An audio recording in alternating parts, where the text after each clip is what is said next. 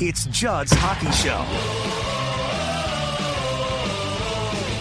Welcome into a late night edition of Judd's Hockey Show after the Wild lose game one of their playoff series at Vegas by a final score of 4-2. They did count the Brett Howden empty net goal, so he ends up with 2 on the night, and now the Wild and Golden Knights won't play again until Tuesday. It's Judd and AJ. This is going to be an edition of JHS slash event line as well. So if you are watching us right now, and certainly appreciate those of you who have joined us, you are going to see that if you would like to join the show, express your opinions, your thoughts on tonight's game, JHS for Judd's Hockey Show event line at gmail.com. We will get you in, certainly going to give a few thoughts. But AJ, before we do, I want to talk about one of my favorite spots to stop before a Wild game, and that is Parlor Bar right down West 7th Street, a great place to pregame, a great place to go on a date night, a great place to get an outstanding burger. As I have always said too, do not sleep on the chicken sandwich, which is outstanding as well. In fact, if you're going to go to game 3 or 4 of this series, may I suggest stopping at Parlor. They have a special game day menu available 3 hours before Wild games. Again, Parlor on West 7th Street, right down from the X. A great time, great food, great drinks, great everything. And speaking of great, AJ, I'm going to start you with this one. I thought that game tonight was a lot of fun. I thought that was a really fun game. Matt Boldy had a couple of goals. Filip Gustavsson, I thought, played really well. As far as things that, we often don't like about the Wild, I didn't see a lot of things that to complain about. Now we can certainly get into things, but here's where I'll stop myself from being negative about tonight's game. The Vegas Golden Knights are a great hockey team. They are a really good team, and there's minutia to get into. The 2 Gaudreau lost faceoffs, including one on the power play that cost the Wild on goals that were scored quickly. Brock Faber, a very up and down game. The debut of Zeev Buium, who I actually liked what I saw, but certainly looked like he had some understandably jitters. But overall, I came away saying that was a hell of a hockey game. It's a tough loss, but if the Wild competes like that, I don't think we're going to certainly see a sweep, and I think it will go. I think we're both saying probably the Golden Knights in 6. I think it certainly could go to 6 games if the Wild plays like they did tonight. So I'm not going to come on this show and bitch and moan about the performance. There was a lot that I thought was fun to watch tonight. Yeah, you know what? I thought they actually played a darn good game. I didn't expect them to come out with the amount of fight and look like a competitive hockey team. And maybe that was just me kind of overzealous thinking about how overpowered they were for this playoff matchup. Sure. But the first period, I loved it. They hung with them. They responded well after that first goal. Like you said, the goaltending I thought was pretty solid. Defense, I think at times there's miscommunication. I'm sure we'll touch hopefully with somebody here at some point with their thoughts on Zeev Buium. I will say my 2 cents on it very quick, which is he looks like a guy that was thinking a little bit too much out there. And it would have been nice if he could have got a game or 2 of the regular season to really adjust to that NHL level and speed. It's tough to just start your career in the playoffs against one of the best teams in the country. You could tell that it wasn't going to be a debut to remember maybe for him, but we saw a couple flashes that I did like, but there was definitely a lot that you probably could harp on, but I'm not going to. It's his first game. It just stinks that it is in the playoffs. Right. I agree. Yeah, but hey, really quick though, too, Matt Boldy, loved this version of him. He looked engaged. This is a guy that I think the Wild needed to step up. He played a fantastic game. I mean, and not just because of the 2 goals, I think away from the play too. He was physical. He was getting down low. He was driving to the net. He was doing everything that we have asked of him. Physicality wise, I think the Wild took about 15 minutes off in the middle of the game, which is where they really lost the game. But they recorded, I think, more hits than they have all season long in a single game. So they definitely rose to the occasion in a sense. Yeah. After the first period, at least the ESPN telecast said that the Wild averaged 20 hits per game in the regular season in an entire game. In the first period alone, they had 24 hits. Yep, and then Ron says 54 to 29 in hits. Again, I like the structure. The two short side goals on Gustavsson weren't great, but I'm going to defend him too. He made a bunch of big saves. Oh yeah. And look, the reality is this: if you score 2 goals in a game, you're not going to win games. Boldy, I thought, was outstanding. I actually thought that was, and the last time that they threw up the graphic, Kaprizov had 1 shot on goal, and I don't know if it went beyond that, and he has to shoot more. But I actually thought that was Kaprizov's best game since coming back. The pass to Boldy for the game tying goal at 1 was phenomenal. Like, that was the great fake pass, fake the shot pass the puck. And so I thought Kaprizov also looked stronger. I thought he was on the puck more. He needs to shoot more. To your point, Buium needs to shoot more. And quite frankly, if you were going to, as I think you just said and texted me as well during the game, if you were going to play Buium in this game, I don't understand why you didn't play him against the Ducks. And I know that they said, well, he was tired, he had a big week, and he did. I get all of that. But I would have rather gotten, I mean, there is a certain amount of energy that's nervousness, that's difficult with your first game. I don't care if it's in playoff game 1 or regular season game 1.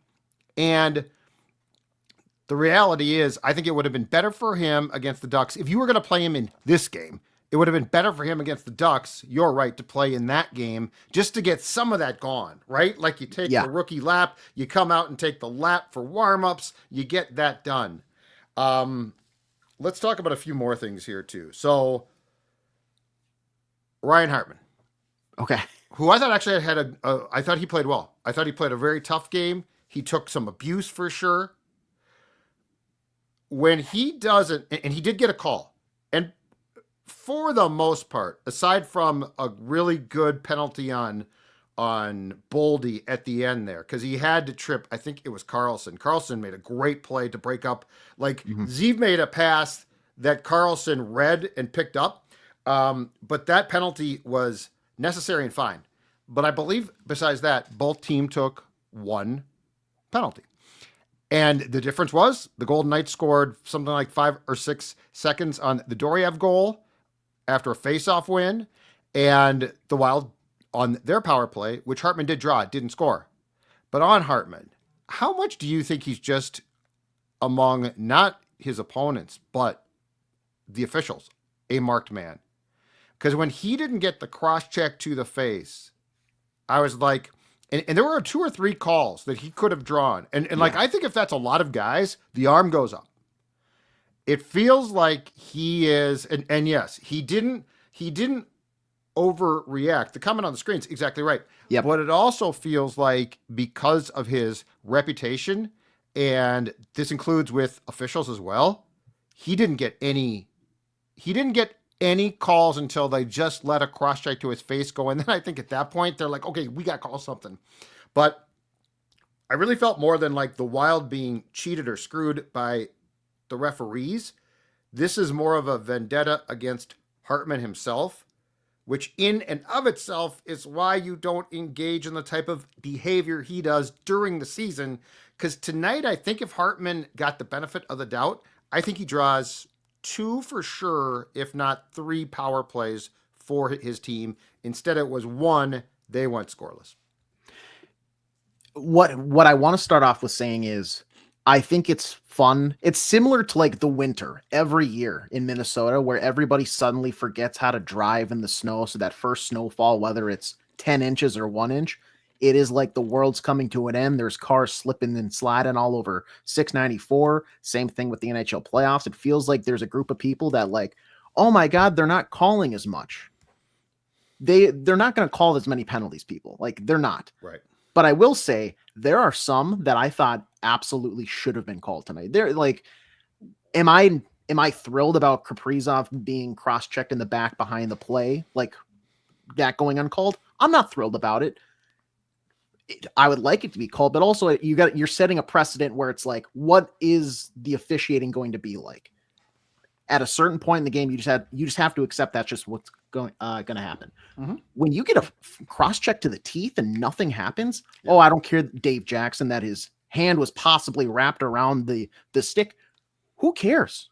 It's ridiculous. Like if you have to be able to realize that's a penalty, like so egregious, right in your face. Everybody else sees it. The coincidental one with Hartman right at the start of the game, I think it was early first period. I can understand when that one doesn't get called. It's coincidental enough, blah, blah, blah. But yeah, I think as some people have pointed out here, like his reputation kind of, if it's a different player, maybe they get some calls, but if they see 38 and they know his history and that he was suspended earlier this season, it probably doesn't bode too well in favor of getting the Wild onto the power play. You want to go to a couple people here that have been waiting in the room? All right. Absolutely. First up, he's been waiting the longest here. Alex, welcome on to JHS Vent Line. What's up, Judd? Good to see you again. We met at for Twins trade deadline that they didn't do anything. We won't get into it. Thank you. Spare me, please. Thank you. Yeah, no, it's been a few years since I've been on Vent Line, so thanks for having me on. Couple things here. So, number one, man, Vegas is big and they're fast, and we all knew that. But if you look at the Nyquist, the Johansson, Zuccarello to a certain extent, and Goudreau, those four guys, speed, skill, little undersized, definitely would like them to show up a little more. That fourth line, I mean, Brazil, Trennan, like rag on them all you want, but they did throw the body a little bit. Yeah, absolutely. Correct me if I'm wrong. Did Hartman get bumped up to that third line later on, and took like him and Goudreau switch places? Is that right? They definitely juggled things. I saw that late in the third, and then Foligno was on a line with him, so Hines definitely juggled things. I think based on how guys were playing, which I'm fine with. I actually like that about him. Yeah, for sure. No Dino anymore, right? Yeah. Judd, I tweeted at you, playoff Hartman. I was trying to get you going a little bit, but he definitely showed up, and we're gonna have to be a little bit more physical. I thought Zeev, Zeev first game jitters, right? There was one play, it went off sides, but we've never had that from a defenseman where he made that play off the line, on the blue line, and it ended up going off sides, but that was a very skilled, I'm going to create some space. We see Boldy do that. We see Creel do that. You don't see that from Wild defensemen generally. So I'm no. Yeah, you're going to take a little lump with them. And overall, I thought it was a heck of a first game. Cheers to that. And, super fun. Glad to be on with you guys. But, yeah, just kind of my big things are the four smaller skill guys. I mean, all can handle in a phone booth, Johansson speed. Against a team like Vegas, I don't know if those guys are going to I saw him try to throw the body, but at the end of the day, that's going to be tough. So we're going to need those big guys. Foligno, unreal tonight, right? Oh yeah. Oh, he had a great game. The big guys, you're right. The big guys, some of whom aren't the most skilled guys, but they did. They did what you want, which is they forechecked, they were aggressive. So yeah, I see a bunch of comments here too, and I tend to agree. The guy who did nothing, and you took one penalty, you gave up a goal, but it was directly off a faceoff, and his only value is on the PK is Nyquist. Yeah, Nyquist was a ghost again. I mean, he did nothing for you. Yeah. Yes. Overall, it's a 3-2, call it a 4-2 game to hit the over, call it whatever. Good, touche. Good point. Over, we go in there and we show up. We play pretty dang well. I'm not here to just bitch and complain. Yeah. Sorry. But overall, I'm happy. Just let's see where game 2 goes. But we didn't get ran out of there. Appreciate you guys having me on. You too, dude. And it's late, so have a good night. All right. Thank you. Hey, thank you, Alex. And one thing, he actually made a really good point about the fourth line. I thought they had a really good game, Judd.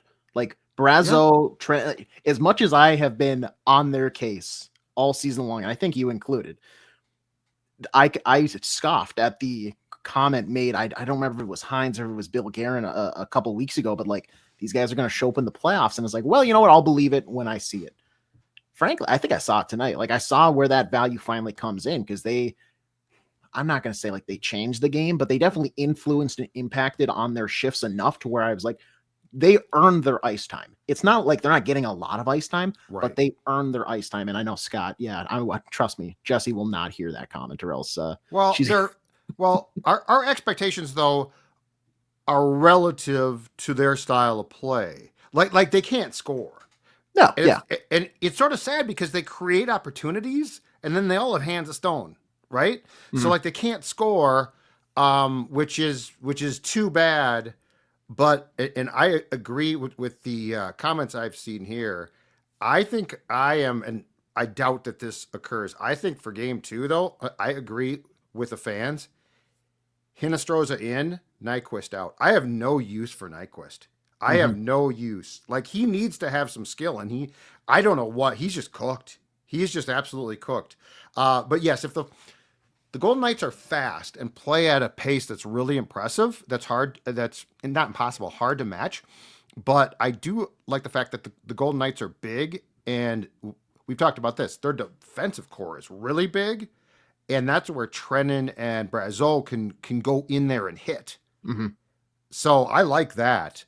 But yes, if I'm going to complain about something tonight, the fourth line is probably not on my list. No.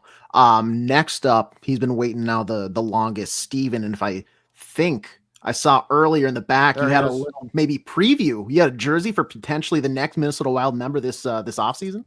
Well, I tell you what, I'll reveal that at the end of my tease take here. So that's my little tease for you boys. But I tell you what, I'm going to start out with you guys covered Nyquist.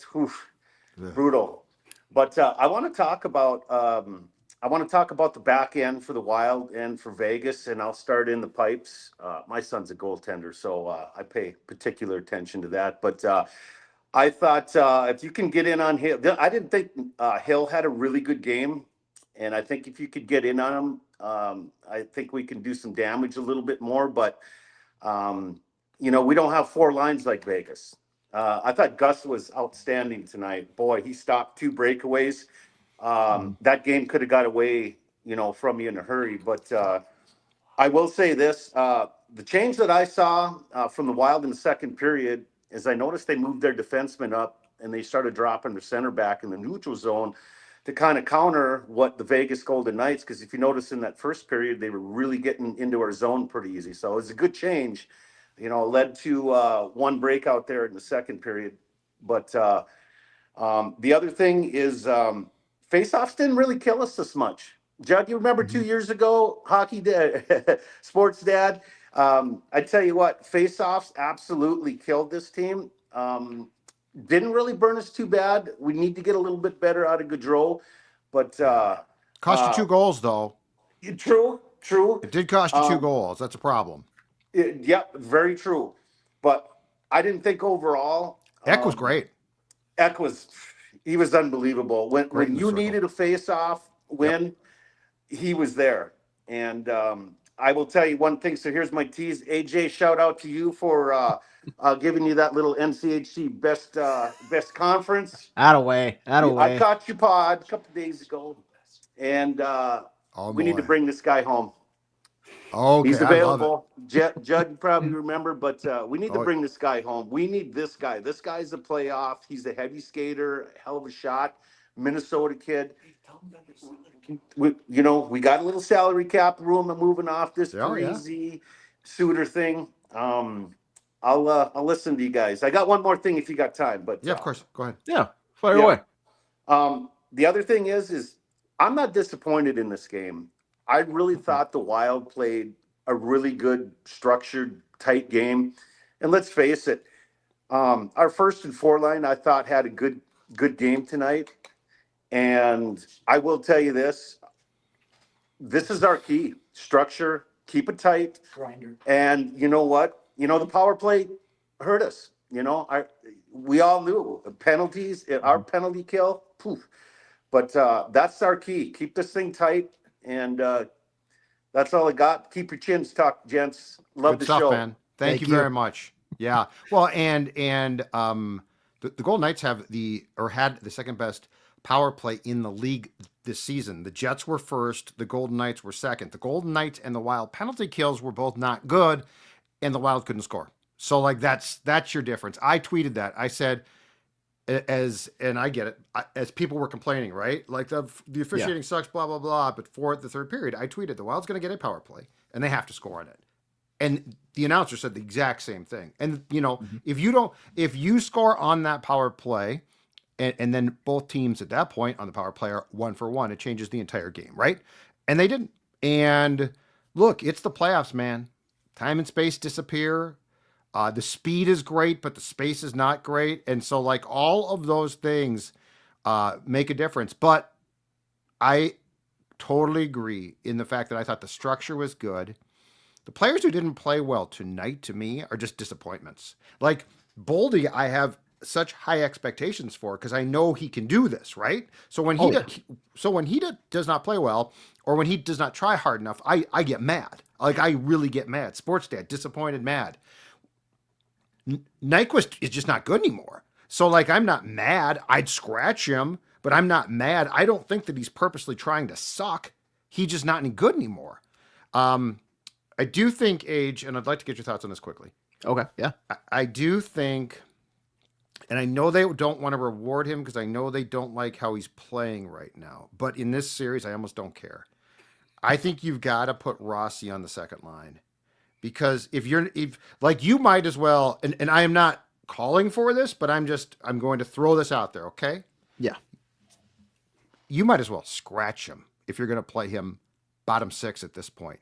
Because you're not playing him, and I'm not calling for that, and you're not going to, okay? Yeah. But what I'm saying is, I saw tweets, and I don't disagree. Where was Marco tonight? He looked like a ghost. Well, he did. But the fact is, and I know you're not happy, but the fact is this. If you're not going to put him with other skilled guys, you're going to get nothing from him. And in the case of John Hines right now, I feel like he is cutting off his nose to spite his face by trying to demote Rossi because he doesn't like his game.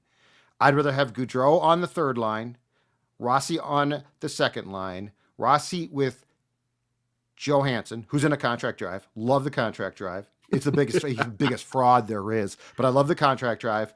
But Rossi, I think you need to suck it up and put him on the second line because the only way he's going to snap out of this is if he can make plays with guys with skill.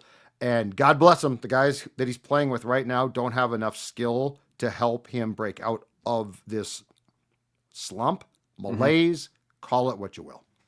Yeah, you said it, and so does Nick right here. Rossi needs some sort of skill around him. I agree. Like, I do really like him as a player, but he's not. I will fully admit that he's not a player that I think can drive and elevate a line of guys around him.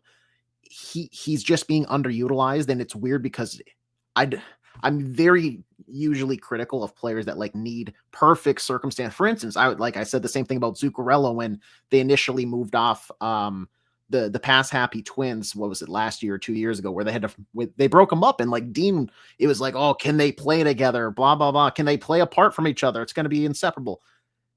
I want Marco Rossi to succeed, but the only way I think you can do it is, and you're exactly right, I wouldn't go as far as saying you got to take him out of the lineup, but I understand what you're saying, where it's almost like, why even have him there then? He needs to be a second line guy because he has the skill to be a second line center with guys who are playing second line wings. Like, that's where he's going to thrive. Marcus Foligno had a great night. It's just, I don't think those two guys mesh well together because Foligno wants to play a hard and heavy, get deep in the zone type of game. And Marco Rossi, North-South. And Marco Rossi like can try to do that, but he's not going to execute it at the level that I think Marcus Foligno can, and whoever that other winger, whoever, like, whatever you want to jumble, it probably is. If you put him on a line where he can probably go east to west more and then cut up, that's just where it's going to have him thrive a little bit more. And maybe that's the case come game 2. I mean, they might have saw something they liked, and that line can look good against the Ducks, but it's not going to look good against a good team like the Vegas Golden Knights. Right.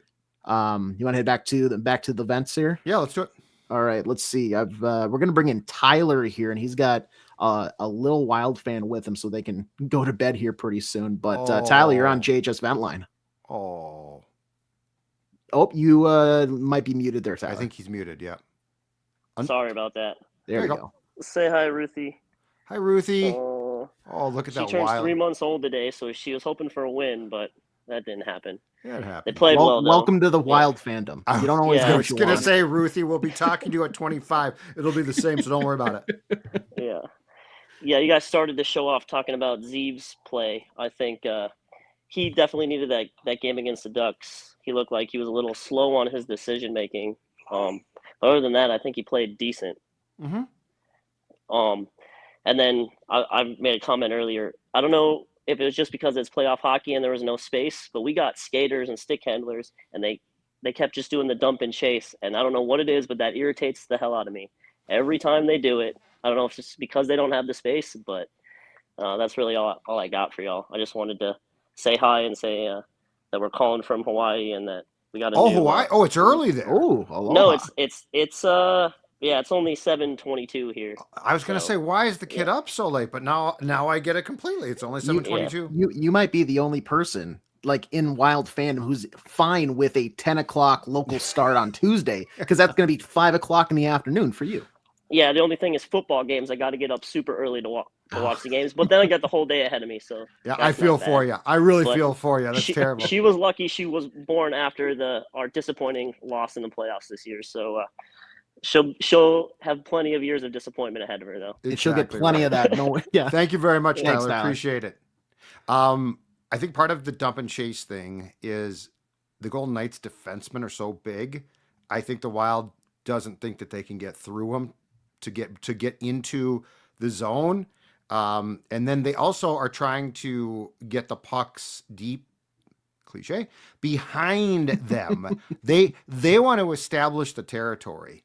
And I think their concern is that because they don't have the size advantage at all for the most part, that if they don't get into the zone with the puck, or if it's broken up quickly, they can't get the pucks in deep. Then they're trying to get behind them, which they did on occasion.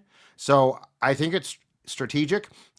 I agree with Tyler, but I don't think the Wild sees a workaround there. Yeah, it's tough because you could tell, especially late in the third period, Vegas was setting up with they were sitting back in the neutral zone. They were letting the Wild get to the blue line, but if you got to the blue line, you were going to be met with 2 or 3 gold sweaters. There's not a lot of places to go. So you're really, if you want to progress into the zone, your one option that you really have is to dump the puck. And as much as you're giving the puck away and it's then a 50-50 race, you just kind of have to do that. That's just the name of the game. It's a fundamental hockey entry for a reason, is because you just kind of have to do it sometimes. Mm-hmm. I would like, though, and this is something that frankly we've been, I know really bugs you, is the drop passes to the let's work up speed in our own zone. Oh yeah, I hate that. Yeah, I would rather have dump and chase than that personally, because you're just asking for some sort of nightmare scenario turnover when you do that, because you saw, especially on the power play, the lone power play, Zeev Buium kind of lackadaisical track back and zoom right past him. You get beat out. Now all of a sudden, what should be a 13-second regroup turns into a 30-second regroup, and you just have nowhere to go. And if you're going to do that play, so I get the drop pass, especially on the power play where it's used a ton. If you're going to do that play, though, you only should for top players. I'll give you one. That play works for Nathan McKinnon. I wonder why. He's strong. He's fast. He's a top 3 player in the entire league. I bet you Kirill Kaprizov could make that play work, right? Uh-huh. But when you're doing it for every slappy, yeah, it's a recipe for potential disaster, and 2, I think it's a waste of time.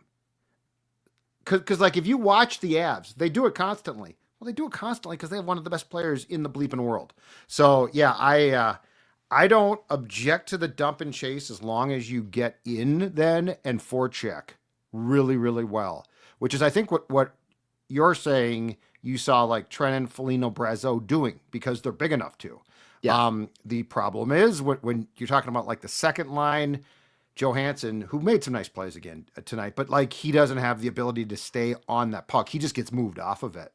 So it's a bit of a problem. I guess what I would prefer to do is I would prefer to put Rossi with the skilled guys because I'd prefer to try to actually create there. Gaudreau works his ass off. So this is not a indictment of Gaudreau, but he's not skilled enough. Like he's a tweener, right? So he's a tweener. So he can make a play, but the Golden Knights are going to basically destroy him. I would rather have him with guys who play heavy, which is one guy in particular, Foligno. Yep. Like I think Foligno and Gaudreau are a really good pairing because they both play a heavy game, but they have a modicum of skill, which is sort of what the fourth line, or I should say, with the two wingers, especially on the fourth line lack. Yeah, and that's why it feels like such an easy swap to go Rossi up, Gaudreau down, because like you said, he works his butt off. There's nothing that he does not take a shift off. But throw him then if he's a workman on a workman line with Marcus Foligno. And frankly, I think now we have to just change our perspective on second round acquisition. Ghost Nyquist, because like that's what he is now. He is a workman. If he's going to be on the PK, if he's going to be in the third line, he's not a skill guy now. He is in my mind a Freddie Gaudreau with probably a little more skill. He is now a workman guy. So throw Gaudreau on that. But he plays line. Like he has skill. That's where I get sort of lost. He plays like he thinks he still has skill, but he has no skill left. And Tristan works his ass off. If that's the go-to line about a second liner, he's right. probably not a second liner. Tristan's exactly right. All right. Hey, let's go back to the lines here. We've got Malachi, who's been hanging out with us for a while. Malachi, you're on JHS Van Line. You got me? Yes. Yeah. Okay. So I've got the notebook here. I've got 4 key takeaways here. Love it. The first is the dreaded special teams, that power play and penalty kill. I mean, that's what destroyed us tonight. If you get those goals, you flip them around, we might win the game. So that's a huge part of our game that we're missing. And then Gustav Nyquist, I mean, what are you doing out there? He looked cooked. He looked like he was in molasses. I mean, he was like the worst player on the ice.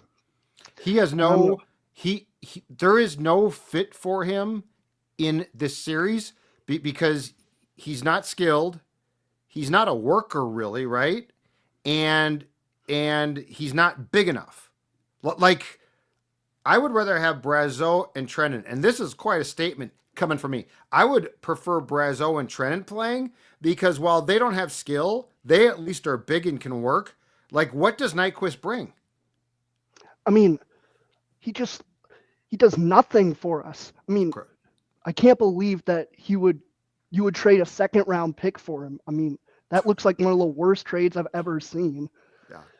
On to my third point, the Kaprizov Boldy connection is probably the only bright spot I would say out of this game. They didn't look like they were hurt at all. And so that's a good thing looking forward for this series if they're going to have any chance at doing anything. And then my fourth takeaway was that Faber, that first goal. I don't know what he was doing, but like this looked like his worst game in how long? He just looked like slow, like the season had bogged him down. Yep. And then Buium struggled mightily in his first game. I was one of those people who was defending him like he's going to play well. So that hurts me a little bit, but I think he'll get the nerves out of the way and he'll keep playing better for the series and beyond. Great stuff, man. Thank you very much. Yeah, thank you very much. Appreciate it. Notebook. Yeah, let's. And by the way, I love the notes. I've got like 6 pages here myself of notes. Okay, I got a couple thoughts off his last point. His fourth and final point. First of all, I think I put Buium. I said this on the previous show. I'll say it again. I think I put him with Spurgeon, and I put Jake with Bogosian.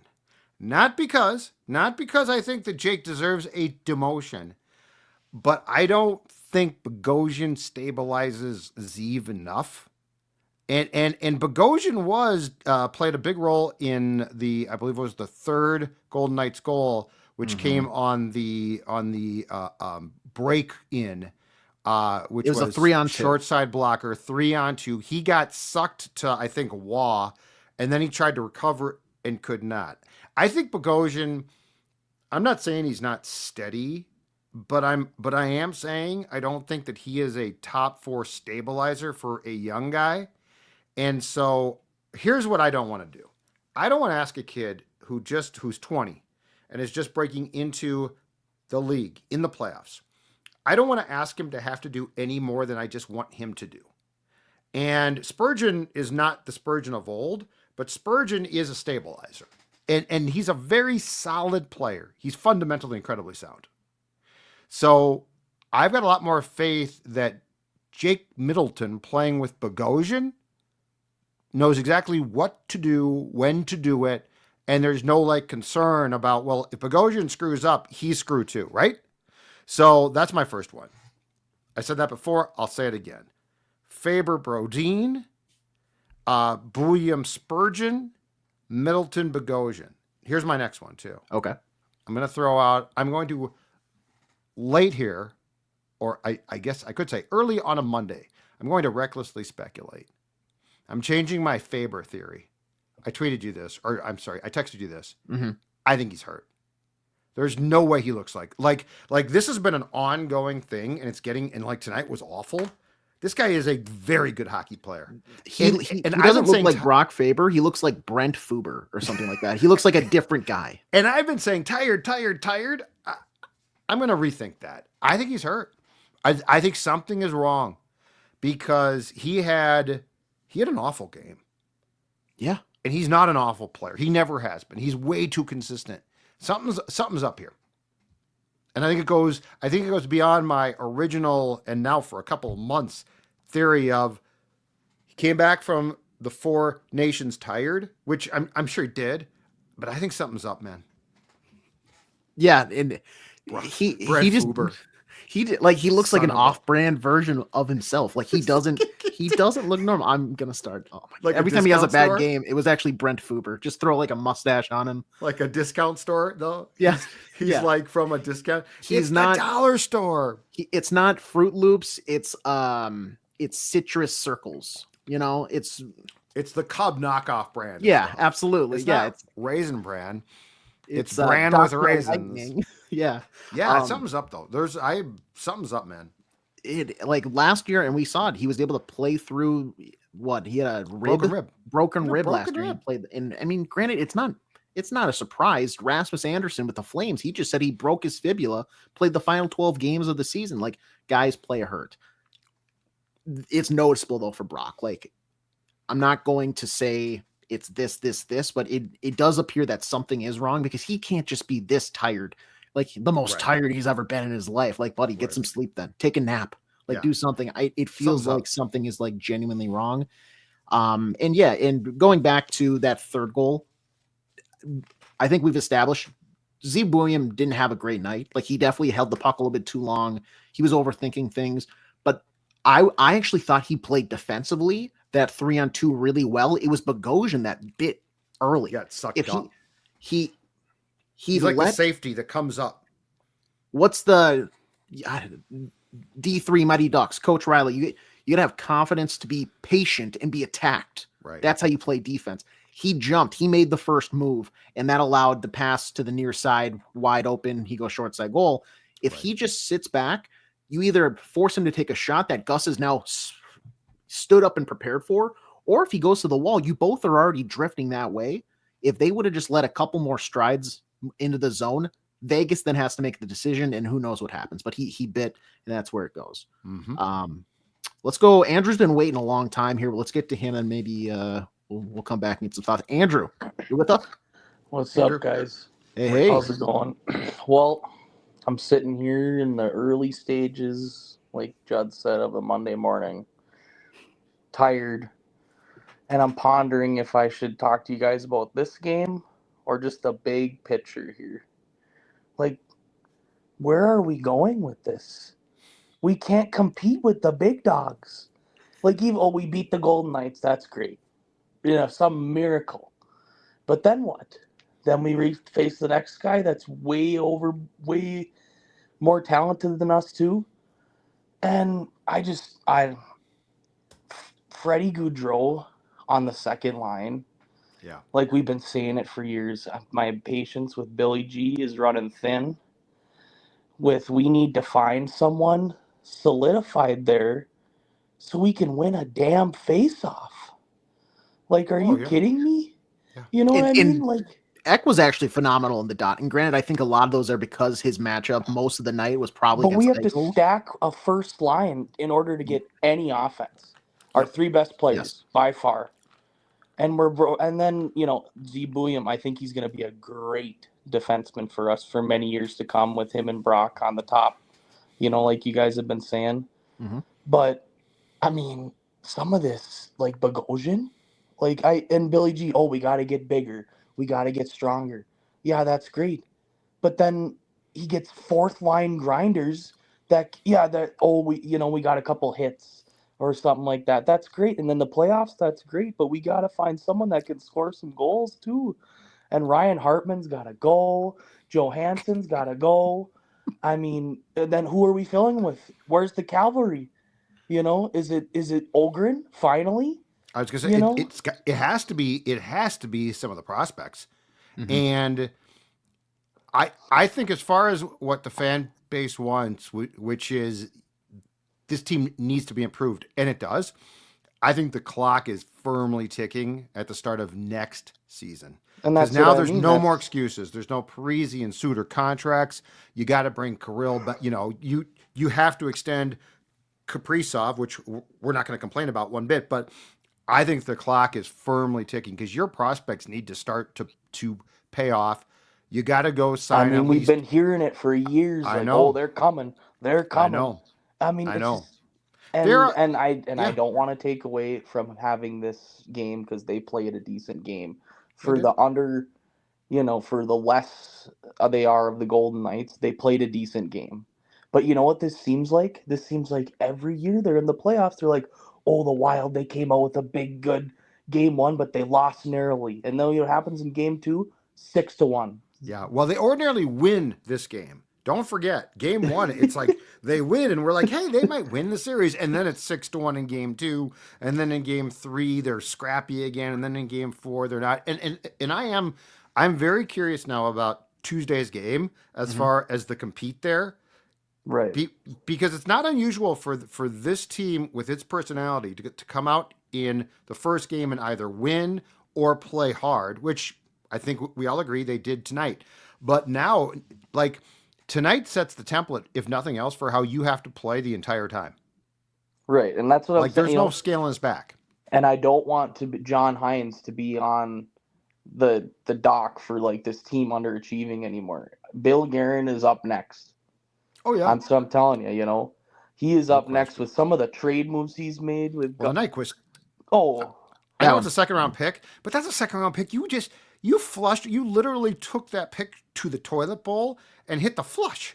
Well, and even the Brazeau trade, and every time who's Nadinov or Lauko scores, I'm getting a repost on X saying, "Oh, look who scored a goal finally," know, and. Why couldn't we hold on to who's Nadinov and give him one more year?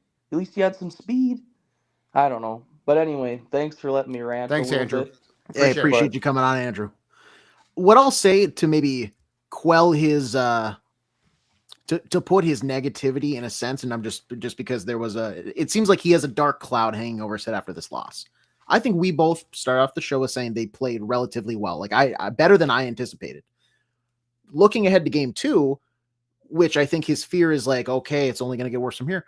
This is the first time I think the Wild have been in a long time in a playoff situation, now having to make changes to probably see and how they're countering. You saw what Vegas did. The cards are on the table. In the past, it's been a Dean Evison, let's just run it back. We got our game plan and we're going to drive it into the ground. We want to run the ball, so that's what we're going to do. Here, I think John Hines, reactionary coach. He's shown that he's going to make changes when is needed. He was making changes by the end of the game.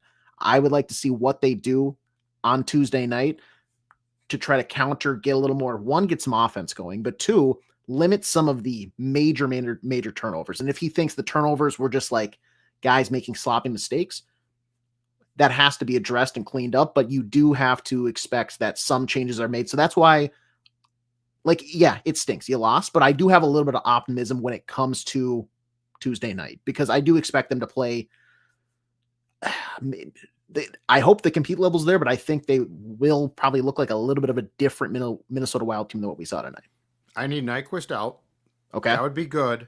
What I don't want to see, and right now I have trepidation, fear, and loathing about it, is I do not want to see John Merrill back in. I don't think he can go back. I hope not. But I'm just telling you right now, I've got some fear that they're going to say, well, we didn't get, because your point at the top of the show is right. They're not going to call. This is not going to be, I don't think, a series with a ton of penalties called, because the playoffs ordinarily aren't. So, and I think Buium played as part of the, hey, power play guy. And now that they saw that there probably won't be a ton of penalties called, I just don't want them to go back to Merrill. I do think it's very logical, though, to flip the defensive pairings and put Zeev with Spurgeon. I don't think it's asking a lot. No. And you know, it always frustrated me back in the day when Suter had to play with Spurgeon, because he wanted Spurgeon by him. And it's like, no, this is not how this works. We need people that can actually help you out. And Spurgeon should always, in my opinion, more often than not, if it's the case, play with a young guy who needs some help.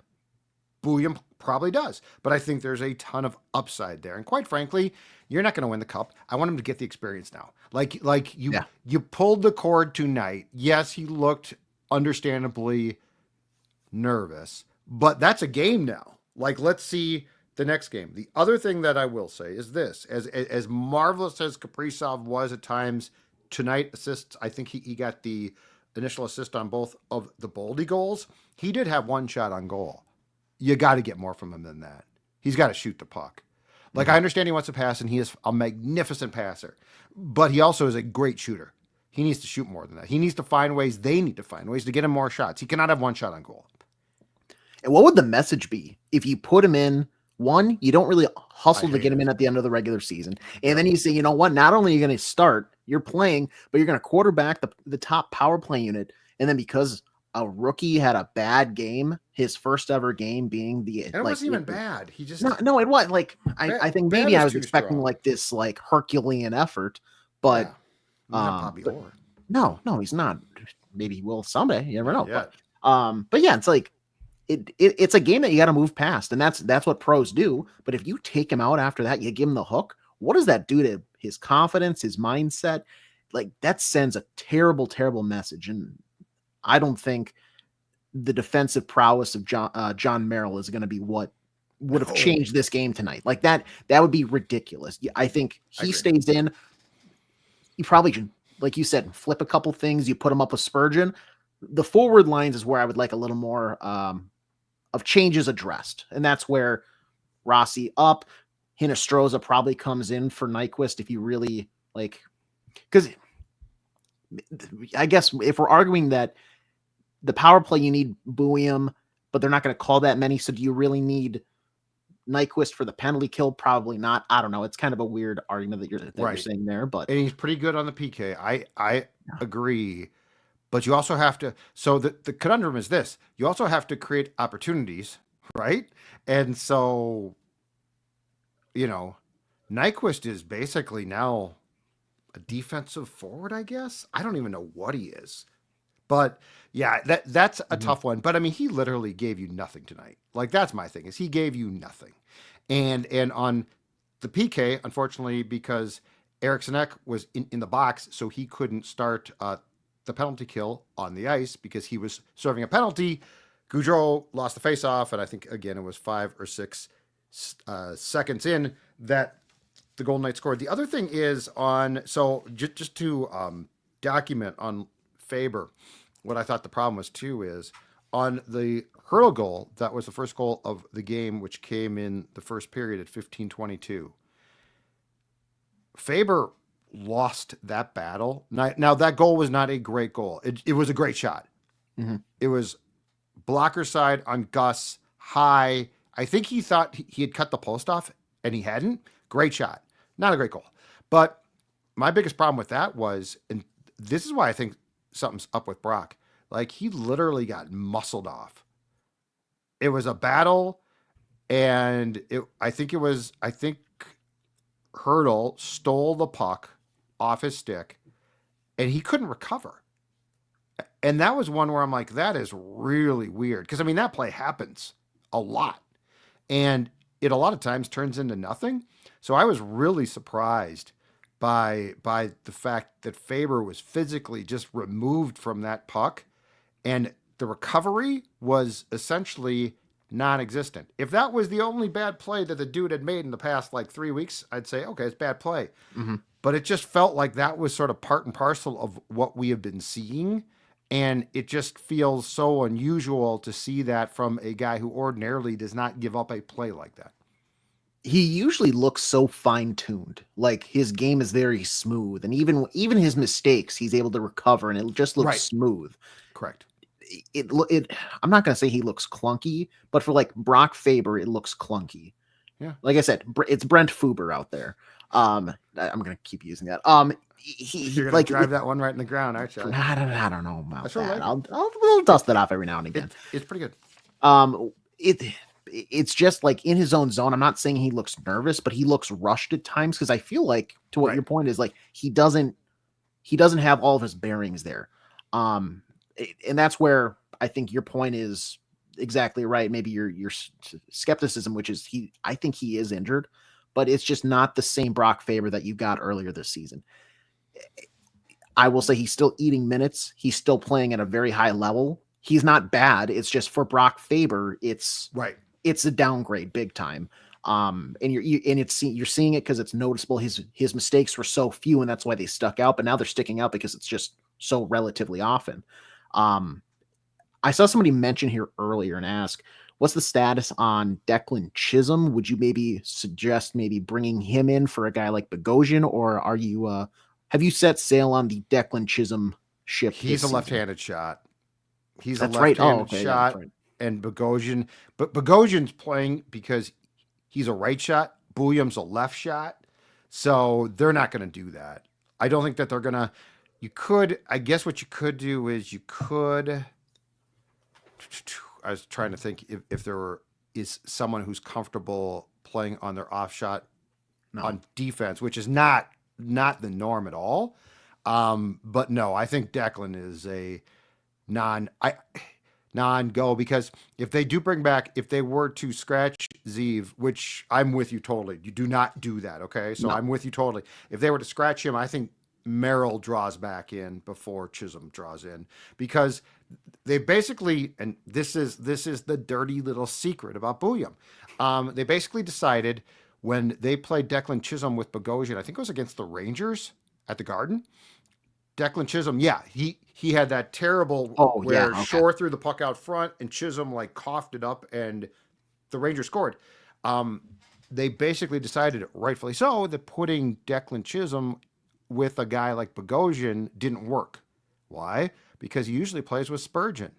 Why does that work? Because Spurgeon stabilizes. I'll use that word again, him. This is why I'm saying I would treat Buium like Chisholm, not because I think that they are equals. Zeev's upside is enormous. But for now, I would put him on the second pairing. And look, at the end of the day, I don't think that Jake is going to freak out if you say, hey, dude, you know what? For the better of the team right now, this has nothing to do with your play, but we trust you more with Bogosian than we do Zeev. And I think that there's a lot of comparables right now, right this second, in the life of Declan Chisholm and Zeev, who's trying to find his way. Yeah. So I would say exactly that, and put Zeev with Spurgeon based on the fact that Spurgeon might not be and is not as good as he once was, but you name me the last time that you saw Spurgeon make a play and you're like, oh my God, he looks awful. No, it doesn't really happen. No, he had a couple tonight where I'm like, that was a smart, calculated defensive play. Like, it's not, it's not egregiously bad ever. It feels like on Buium too. As much as I'm sure the Wild probably say, hey, we want to play a certain way. They traded up to draft you for a reason. You were one of the best defensemen in college hockey this past year for a reason. Go off instinct. He looks like he's thinking a little bit too much. Oh, he was for sure. Stop holding the puck at the top of the zone. And granted, it could just be your first game jitters, and now maybe that's the going to be the Buium show from here on out, and he settles in. Right. If you have a shot, throw it on net. The unwillingness to shoot from the entire power play tonight, and granted, it wasn't the best look that they got, but when they set up, the one shot attempt that I remember was Buium throwing it through traffic, didn't get to the goal. And I think Spurgeon might have had a chance on the second power play unit, like right as time was expiring. It might have recorded as a shot. Yep. Let's throw the puck on net. It's much of the same. And I thought it was going to change. And granted, it's probably going to take a little time because it's for his first game, but you have to find the puck somehow to get to the net. There's no reason just be holding it at the circle and then we go up top and then we go back to the side and then down low and then back to the half wall. Just force it to the middle at some point. Some point, like who knows what's going to happen? It's a Plinko game, and plus you saw on the power play goal for Vegas, the goaltender loses sight of it at times. Crazy things happen, like having a wide open net for Dorofeyev to shoot. That could happen for you too if you move the puck around efficiently. Who knows what happens? Yeah, and I think that's, you know what, I think that's first game. He clearly did not want to screw up, and thus he didn't try and make plays as quickly. But you're right, you got to go instinct. It's easy to say that. I think it's tough to throw a guy on the road into game one of the playoffs. He makes his debut, and it's like, just do this, which goes back to your point, which is if you played him against the Ducks, what was it going to hurt?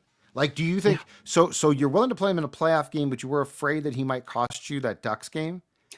But that doesn't, no, I'm sorry, that does not track. Okay, we've made the playoffs now. Now we can throw the kid in. I expect more in game two, but that being said, he also, I mean, you got one power play. Mm-hmm. Like, that's all you got. And so it's like, oh, hey, kid, you didn't do this or that. Unfortunately, that power play, I think, in a lot of ways, Age, decided the game. Like, that was it. Like, you had to score there. You had to score. And you knew it was probably going to be one, maybe two tops. And you had to score, and you didn't. A lot to nitpick, but I'll come back to the top of the show. For me, I'm not upset. Like, I didn't think, oh, man, they no-showed the game or they embarrassed themselves. In some ways, you know what it was, Age? It was basically the perfect encapsulation of where the Golden Knights are and where the Wild is right now. And it's not this massive canyon, but it's wide enough that it's going to be very hard to win. I think what we saw is, I guess my anticipation the last week was like, they're just going to get blown out of the water. Like, they're going to have a night or two where they probably show up and play and they might win one or two of those games. Tonight showed they can consistently, for an extended period of time, hang with this Golden Knights team. Yep. It was, like I said, I think they got out physicaled for about 10 to 15 minutes in the middle of the game, but like they had a couple things go against them. They had one of the guys that they needed to step up in a big way offensively. I would like a little bit more from probably the rest of the forwards, but that is what it is. But it didn't look like they were outmatched. Like, this was a David and Goliath type thing. They looked like they belonged to be there. That's a great sign. It just sucks that now you're down 0-1 in the series. If you can throw that effort out again, who knows? And I haven't even checked the post-game press conferences, because I would absolutely love the gamesmanship by John Hines to come out and already start the, we didn't get any calls narrative and set that precedent for game two and see how things go. Right. But yeah, I'm excited for Tuesday night. Like, it's besides the puck drop, I'm really looking forward to the game. 10 o'clock, which is what, 10:20? 10:10, 10:15? Yeah, the Vegas Golden Knight mascot, who is undefeated in his pregame battles, is going to have to go out there. I see Carrot Top was their guy tonight? What are we doing? Can we talk about that? That's what the Wild. Second? That's a lack of respect that the Wild gets. They parade out Carrot Top. I guarantee you, they don't parade out Carrot Top against Connor McDavid. No, that absolutely. I thought they were losing their fastball. It's like, oh, we got to get Carrot Top, and that's the. I texted you. I was like, oh, they got to get Donny Osmond out there in his residency. Where's David Blaine? No, they're saving they're saving the big guns probably for late in the. Make them go get Lil Jon. Make them go get Snoop Dogg early in the first round and show like, hey, okay, the Wild are meant to be here. So, and Taylor, exactly right. 10 p.m. more like 10:52. So yeah, we'll see you all after the show. Oh, we're gonna be hepped up on coffee and lots of stuff. Although I will say I took a hour and a half nap late afternoon. Ooh. Really did the trick. I'm feeling really good right now. Really did the trick. I'm ordinarily lethargic by now. I am on top of my game. I feel great. I went into a little bit of a food coma after a heavy, like Easter late lunch type thing. Oh, ham, mashed potatoes, Polish sausage. I had the whole kit and caboodle. And then it would just kind of second wind. All those, like I carbo loaded for a JHS Ven line. Boom, yeah. 4 a.m. We'll be here. It'll be a fun time. Put up Colin Leary's 12:56 a.m. thing from Hines, if you'd be so kind. So Hines did say, and they did, that they missed a potential call interference on the power play goal by the Golden Knights. I think that what he was talking about was Gaudreau lost the faceoff and then basically was immediately like blasted off the play. But yeah, they definitely missed things. Now, I would say this, though, in fairness, we are not watching for what they missed against the Golden Knights. Like, I saw some clear holds, some tricks being played, but you could definitely make a case that, yes, Gaudreau wasn't tackled. He was sort of just impeded. But you know what stops you from being impeded? If you win the faceoff. So, bingo. And like, how much of that do we see? Quite frankly, as well, if I was the Wild, I wouldn't complain about that. I would do that myself. Yeah. If they're not going to call it, like, that's what we've talked about. You don't need to win faceoffs. You need to interfere with the guy trying to win the faceoff. So, like, I wouldn't bitch and moan about that. I would do it. Like, if they're not going to call that, Gaudreau should all the time do exactly that. Yeah. They're not going to put you two men down. Like, if you had taken that guy's stick, like, you got to tie that puck up. You quit trying to win draws clean. I don't want to see the cleanest one draw of all time. I want to see you getting into the trenches and just willing the puck to your half of the ice. Like, that's what it should be. Whether you have to, put your shoulder down and drive the guy back and then your winger comes in and picks up the puck, or if you have to, spin your ass around and kick it to the corner so that, Jared Spurgeon can go pick it up. Joel Eriksson Ek seemed to find out how to do that just fine tonight. He won 21 of 35. That's an incredible night. First off, that is an incredible night. But there was a couple in very key circumstances where they just couldn't win that draw, and that's kind of where the game goes. It's such a small facet of the game, but at the same time, it carries a huge impact. Just getting that initial possession is massive. So you got to be able to tie a guy up. It's that easy. All right, good stuff. We are done. Back late on Tuesday. I mean, because that game's probably going to end at what time? Our time, 12:50, something like that. Something. I bet you close to 1. Okay. Well, but guess what? It's the playoffs, so that means that JHS, Judd and AJ are here for you. Plenty of Judd's Hockey Show content coming your way this week. The Wild now down 1-0 and in the playoff series against the Golden Knights.